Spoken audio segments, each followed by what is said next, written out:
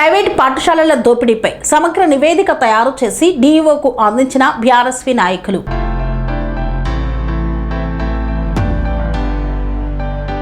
Private పాఠశాలల దోపిడీపై సమగ్ర నివేదిక తయారు చేసి డీఈఓకు అందజేశారు బీఆర్ఎస్పీ నాయకులు. సేవా దృక్పథం మరిచి విద్యార్థులను దోచుకుంటున్న విద్యా సంస్థలపై 2 రోజుల్లోగా చర్యలు తీసుకోవాలన్నారు. విద్యాశాఖ చర్యలు తీసుకోకుంటే ప్రైవేటు పాఠశాలలు అక్రమంగా అమ్ముతున్న పుస్తక గోదాములను ముట్టడిస్తామన్నారు. కరీంనగర్ జిల్లాలోని ప్రైవేట్ పాఠశాలల విద్యను సేవా దృక్పథంతో చూడకుండా ఒక వ్యాపారంగా మార్చి నిరుపేద విద్యార్థుల రక్తం తాగుతున్నారని మండిపడ్డారు. కరీంనగర్ జిల్లా మాజీ గ్రంథాలయ సంస్థ చైర్మన్ అనిల్ కుమార్ ఈ సందర్భంగా పేర్కొన్నారు. గత 2 రోజుల క్రితం డీఈఓను కలిసి ప్రైవేటు పాఠశాలల్లో దోపిడీకి సంబంధించిన సమగ్ర నివేదికను తయారు చేసి ఇస్తామని చెప్పిన మాట ప్రకారం నేడు పొన్నం అనిల్ కుమార్ గౌడ్ ఆధ్వర్యంలో బీఆర్ఎస్పీ నేతలు డీఈఓను కలిసి ప్రైవేటు పాఠశాలలు అక్రమంగా నిర్వహిస్తున్న పుస్తకాలను అమ్ముతున్న గోదాముల వివరాలను, పుస్తక నిల్వలకు సంబంధించిన సమగ్ర నివేదిక తయారు చేసి వారికి అందజేశారు. ఈ సందర్భంగా అనిల్ కుమార్ గౌడ్ మాట్లాడుతూ విద్యా వ్యవస్థల్లో నెలకొన్న సమస్యలు, వాటిపై మీ స్పందన అనే కార్యక్రమం ద్వారా మొదటగా జిల్లాలో ప్రైవేట్ పాఠశాలల దోపిడీ ఏ విధంగా ఉంది అనే విషయాన్ని వివరించామన్నారు. వ్యాపారంగా మారింది. ఇక్కడ విచ్చలవిడి వ్యాపారమే జరుగుతుంది తప్ప సేవా దృక్పథంతో ఏ విద్యా సంస్థ కూడా విద్యార్థులకు విద్యను అందించడం లేదు.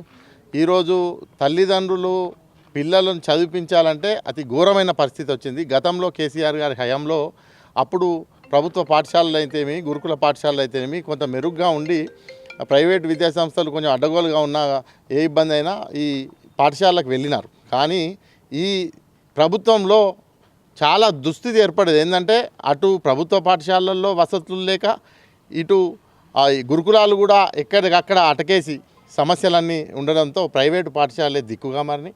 ఈ ప్రైవేట్ పాఠశాలలు వీటిని క్యాచ్ చేసుకొని తల్లిదండ్రులపై పెను భారం మోపుతూ ఉన్నాయి. ఈరోజు డిఓ గారికి గత 2 రోజుల కింద పూర్తి స్థాయిని వివరిస్తూ చెప్పడం జరిగింది. మళ్ళీ 2 రోజుల తర్వాత వస్తాం. ఏ పాఠశాలలో ఎక్కడెక్కడ గోదాములు ఉన్నాయి, ఎక్కడెక్కడ వాళ్ళు పుస్తకాలు అమ్ముతున్నారు, ఎక్కడెక్కడ బట్టలు అమ్ముతున్నారు, ఎంత సంపాదిస్తున్నారు, సంవత్సరానికి ఎంత సంపాదిస్తున్నారు, దయచేసి వాటి మీద చర్యలు తీసుకోవాలంటే మేము తప్పకుండా చర్య తీసుకోవడం తెలియజేయడం జరిగింది. దానిలో భాగంగా ఈరోజు ఇక్కడికి వచ్చి ఏ పాఠశాలకు ఎన్ని గోదాములు ఉన్నాయి, ఎక్కడెక్కడ ఉన్నాయి, వాటి అడ్రస్లో సహా ఇక్కడ ఇవ్వడం జరిగింది. మీరు దయచేసి విద్యాశాఖను ఒకటి డిమాండ్ చేస్తూ ఉన్నాం. నా బాధ ఏంటంటే ఇక్కడ డిఈఓ కార్యాలయం అని చెప్పేసి ఏర్పాటు చేసిన ఒక బోర్డు కూడా దిక్కులేదు. అంటే ఇంత దయనీయ పరిస్థితుల్లో ఉన్నామా మన కరీంనగర్ విద్యాశాఖ?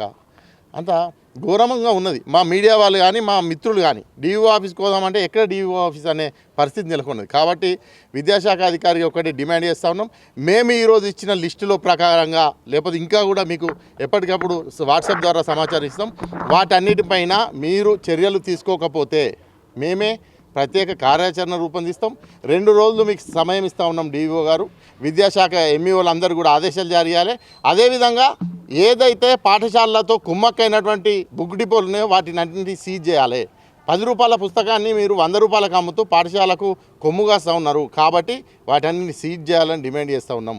అదేవిధంగా ఇక్కడ విద్యాశాఖను ప్రక్షాళన చేయకపోతే మేము ప్రతి పాఠశాలకు పోతాం, గోదాములలో పోతాం, పుస్తకాలు తీసుకొస్తాం, రోడ్డు మీద కూర్చుంటాం, మీడియాని పిలుస్తాం, పోలీసుని పిలుస్తాం, ఈ విద్యాశాఖను పిలుస్తాం, అక్కడ కూర్చుంటాం. ఎలాంటి దాడులు లేవు. కానీ జరుగుతున్న విషయాన్ని అవసరమైతే సోషల్ మీడియా వేదిక కూడా ఎక్కడిదక్కడ బయట పెడతాం. ఇక మేము మాకు కళ్ళే లేవు, మేము గుడ్డోళ్ళం అని చెప్పేసి ప్రభుత్వం నిమ్మకు నీరెత్తినట్టు వ్యవస్థ మేము చేసేది లేదు. కానీ ఎప్పటికప్పుడు ఎండగంటడానికి సిద్ధంగా ఉందని చెప్పేసి బీఆర్ఎస్ పార్టీకి సంబంధించిన విద్యార్థి విభాగంగా బీఆర్ఎస్గా మేము డిమాండ్ చేస్తున్నాం. తప్పకుండా 2 రోజుల తర్వాత మా ప్రత్యేక కార్యాచరణ ప్రకటిస్తాం. ఒక్క నిమిషం.